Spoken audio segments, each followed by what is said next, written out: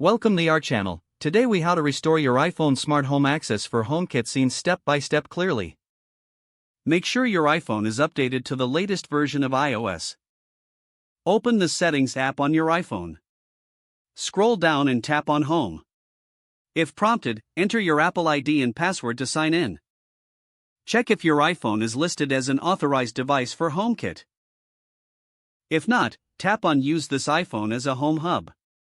Follow the on-screen instructions to set up your iPhone as a hub. Go back to the Home section in the Settings app. Make sure the toggle for Allow Remote Access is enabled. Next, open the Home app on your iPhone. Tap on the Home icon in the upper left corner. Select Home Settings. Under People, ensure your Apple ID is listed. If it's missing, tap on Invite and add yourself again. Return to the home screen and tap on a HomeKit scene. If you experience issues, tap Edit and then Remove Scene. Recreate the scene by tapping the plus icon. Follow the prompts to add devices to the scene. Test the scene to ensure it's working properly. If issues persist, consider resetting your HomeKit configuration.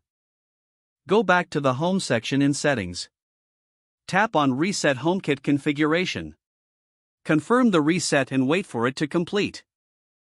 Reopen the Home app and set up your home from scratch.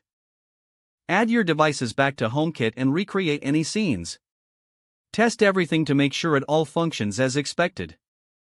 If the page does not load, refresh the browser or try again in a private or incognito window. Make sure you are using the correct email address, then retype it carefully to avoid small typos. If your password is not accepted, use the reset option and create a new strong password you can remember. Check your spam folder for verification or security emails, then complete any requested confirmation steps.